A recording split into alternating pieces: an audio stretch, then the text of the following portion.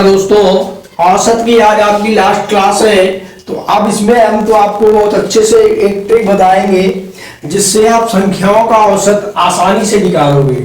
ठीक है, जैसे अगर आपसे कोई कहता है कि 25 संख्याओं का औसत 72 है, आपसे कह रहा है कि 25 संख्याओं का औसत कितना है? 72 है। ठीक है, और दूसरी बात वो बोल रहा है कि अगले 35 संख्याओं का औसत 84 है। तो आगे इसी तरह मतलब 35 संख्याओं का जो औसत है वो 84 है। ठीक है, तो आपसे उसने कहा कि इन संख्याओं का कुल औसत क्या होगा, इन संख्याओं का कुल औसत क्या होगा। ठीक है, यानी कि पूरी संख्याओं का औसत पूछा है तो कह रहा है कि पूरी संख्या का औसत ज्ञात करो।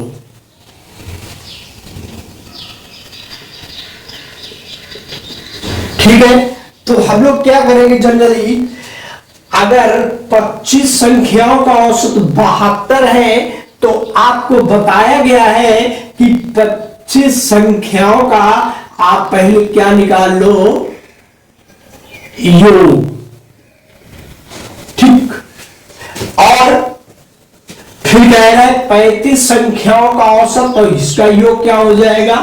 72 में गुणे 25।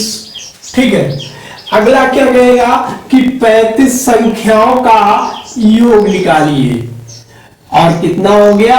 84 गुणे 35। ठीक है, तो अब आप 72 में 25 का गुणा करोगे, उसके बाद 84 में आप 35 का गुणा करोगे। ठीक है, फिर आप इन दोनों का जो गुणा आएगा, गुणनफल आएगा, उसको आप क्या करोगे? जोड़ोगे, और फिर 72 और प्लस 84 आप फार्मूले के हिसाब से ही चलेंगे ना। तो फार्मूला क्या कहता है इसमें, देखो क्या कहता है, औसत अगर हम निकालते हैं तो फार्मूला हमारा कहता है कि औसत बराबर पदों या राशियों की संख्याओं का योग। तो चलो पद लिख लो, पदों का योग। ठीक, कितने पद है उन सब का योग, और फिर पदों की संख्या, पदों की संख्या।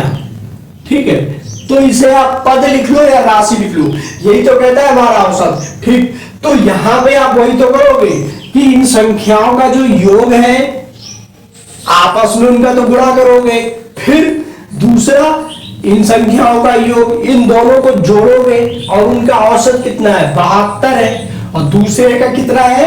84 है। तो इनको जोड़ोगे, फिर आप भाग दोगे।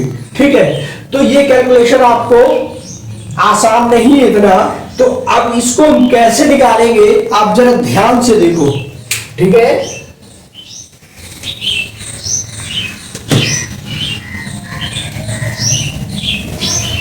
तो दोस्तों इस तरह लिखते हैं, देखो ये हमने इसका तरीका बता दिया, जो बेसिक तरीका है दोस्तों, तो वो यही है कि आप 72 इंटू 25 मतलब 25 प्लस 84 गुणे 35 बटे 72 प्लस 84, आप इसका क्या करोगे? पूरा कैलकुलेट करोगे। ठीक है, तो अब आपको इतनी मेहनत नहीं करनी है। ठीक, आपको क्या करना है, चलिए 1 मिनट का समय लूंगा।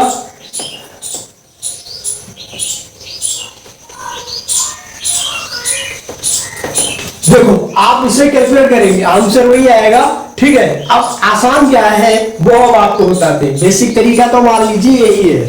चलिए अब हम कुछ इस तरह से लिखेंगे, मान लीजिए कह रहे हैं कि 25 संख्याओं का औसत 72 है, तो हमने क्या लिखा? 25 संख्याओं का औसत कितना है?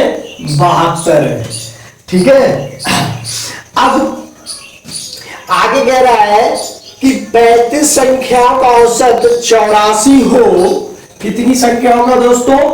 35 संख्याओं का औसत 84 हो, 84 है, तो पूरी संख्याओं का औसत क्या होगा?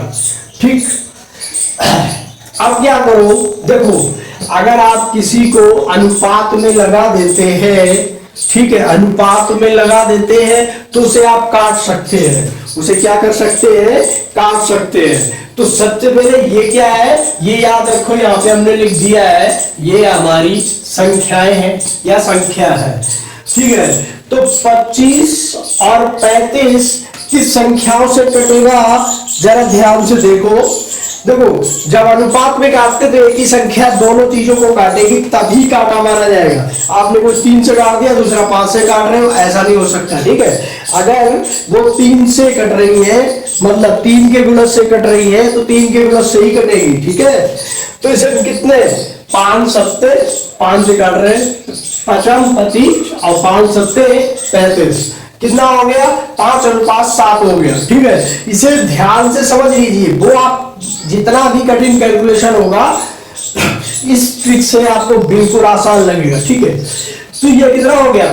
5 से हम दोनों काट दिए, ठीक। अब आते हैं, फिर सवाल पे आते हैं घूम के। तो सवाल में क्या कह रहा है? 25 संख्याओं का औसत 72 और 35 संख्याओं का 84, तो पूरी संख्याओं का औसत क्या होगा? ठीक है। अब आप इसमें एक चीज देखिए, 5 संख्याओं का औसत, यहाँ पे बचा कितना है? 5 ही तो बचा है। तो 5 संख्याओं का औसत कितना है?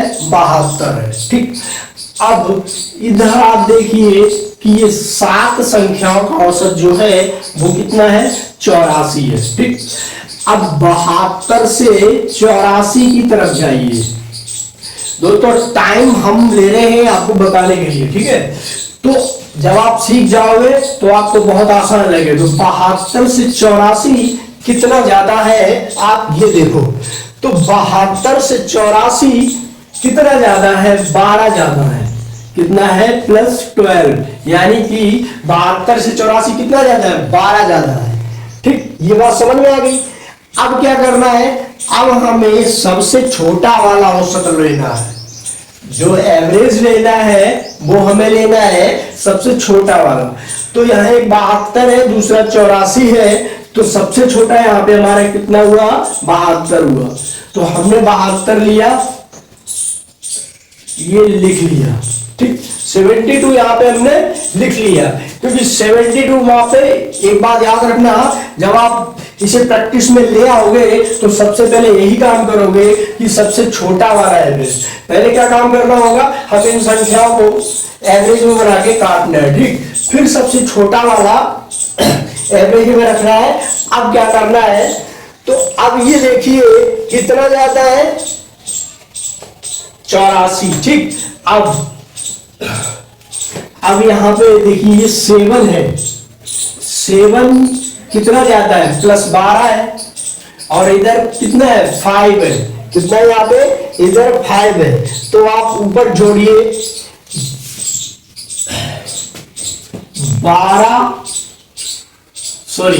7 और 12 का गुणा कीजिए, कितना हो गया? 5 सते 84, कितना आ गया?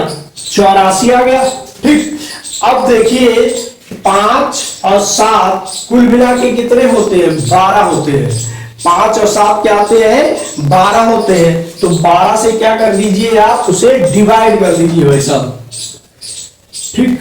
अब तो बढ़ जाएगा ना, 12 सते 84, 12 सते 84। तो हमारा जो एवरेज आएगा टोटल संख्याओं का वो आएगा 79। वो कितना आएगा? 79। अब आइए इधर, अगर हम इनका कैलकुलेशन करते हैं दोस्तों, तो भी एवरेज हमारा 79 ही आएगा, ठीक।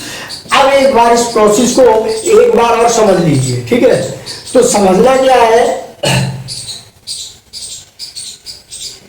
हमसे पूछ रहा है कि 25 संख्याओं का जो औसत है, 25 संख्याओं का जो औसत है वो 72 है, तो 35 संख्याओं का औसत 84 है। तो इन दोनों संख्याओं का मिला के कुल औसत कितना है, ठीक है। तो अगर पुराने तरीके से तो एवरेज बराबर होता है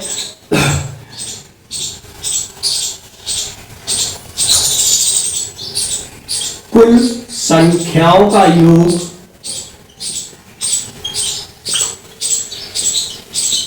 अपान कुल संख्या है,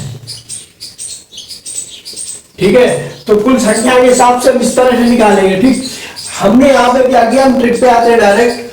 तो 35 का कितना है, 84 है, ठीक। हमने ये अनुपात में लिया, अगर हमने इनको काट दिया 5 और 7, ठीक हो गया।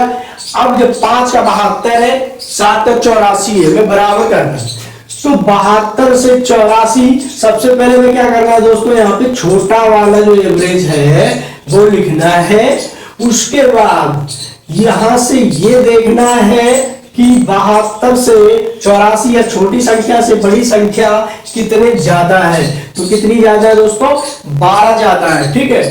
अब हमें ये भी देखना है कि इधर संख्या 12 ज्यादा भी होनी चाहिए और ऊपर का ये योग जो होगा 5 और 7 का वो भी कितना होना चाहिए, 12 होना चाहिए, ठीक। तो 12 हो गया।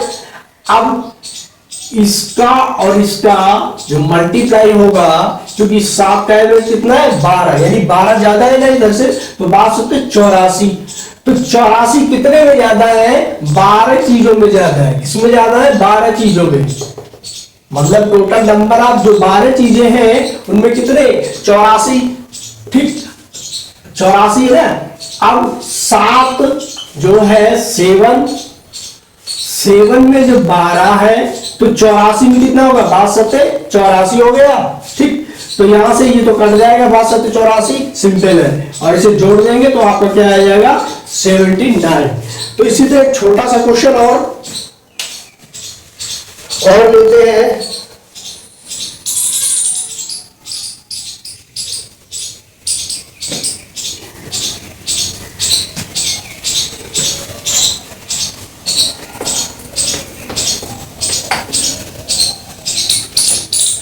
दोस्तों एक क्वेश्चन जो जनरली आ जाता है, अब हम उसे आपके बारे में उसके बारे में बताएंगे। देखो हम यहां पे उसका फार्मूला लिख दे रहे हैं, और जनरली हर एग्जाम में ही पूछ ही लिया जाता है। देखो x plus minus by plus minus x by upon 100,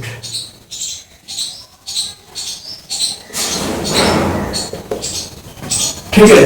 इस फार्मूले से ये पूछता है कि अगर हानि लाभ में भी पूछ लेगा, किसी व्यापारी को इस पे इतना लाभ होता है, उस पे इतनी हानि होती है, तो टोटल मिला के उसे इस पे हानि होगी या लाभ होगा। परसेंटेज में पूछ लेगा कि इतने परसेंट ज्यादा है, मान लीजिए किसी आयत का क्षेत्रफल 20% ज्यादा है, या उसकी लंबाई 20% ज्यादा है और चौड़ाई 10% कम है, तो उसका क्षेत्रफल क्या होगा। तो ये आपको बताएगा।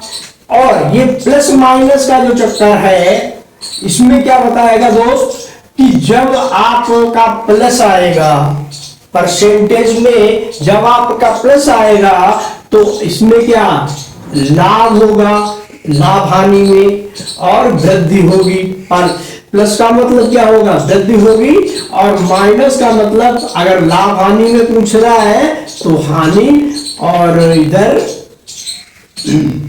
कमी, क्षेत्रफल में क्या होगी, कमी, इत्यादि चीजें दिखाएगा, ठीक है। तो इसे आप ध्यान में रखिए, क्योंकि ये औसत से भी क्वेश्चन बन जाएगा। किसी की एवरेज इतना है, परसेंटेज कम है औसत से, फिर भी ये आपको हर जगह मिलेगा, और सबसे बेस्ट फार्मूला है, ठीक है। और सबको पता है, मुझे पता है, लेकिन लोग एग्जाम में क्या करते हैं, भूल जाते हैं। तो दोस्तों हमने यहाँ पे एवरेज आपके लिए लगभग खत्म कर दिया है, ठीक है। जो इसी टाइप के क्वेश्चन आते हैं वो हमने आपको लगभग बताए हैं, ठीक है। अब हम आपका क्या करते हैं, इसके बाद, क्योंकि हम एवरेज इसलिए पढ़ा रहे थे कि आपका डीआई में भी ये काम आता है, क्योंकि लगभग उन 4 क्वेश्चंस में जो भी आपके 20 क्वेश्चन आते हैं लगभग, तो 20 क्वेश्चन में 6-7 क्वेश्चन तो ऐसे हो ही जाते हैं जो एवरेज पूछता है, उसमें सब में एवरेज पूछता है। उसके बाद दूसरी चीज पूछता है परसेंटेज, यानी प्रतिशत पूछेगा, प्रतिशत वृद्धि हुई, प्रतिशत कमी हुई, किस कंपनी में किस वर्ष में हुई, कितनी हुई, ये तो पूछता ही है। ठीक, इसके भी आपको क्वेश्चन मिला के ये डीआई बनता है, एक तो प्रतिशत और हमारा दूसरा पहला औसत। ये चीजें जो आपके सामने लिखी है प्रतिशत और औसत हमारा, तो ये क्या करता है दोस्त, ये बहुत अच्छा रोल निभाते हैं डीआई में। अगर आपको प्रतिशत और औसत अच्छे से आता है तो आपके लिए बहुत अच्छी फायदे की बात है, ठीक है। और डीआई में प्रैक्टिस करिए। तो अब हम आपका औसत का तो 1 या 2 क्वेश्चन पर डे आपको लेंगे, जो आपके क्या रिवाइज टाइप में आएगा, और स्टार्ट करेंगे आपका नेक्स्ट क्लास या नेक्स्ट डे परसेंटेज। तो दोस्तों, आपको ये हमारे ट्रिक कैसी लगी जरूर बताइए।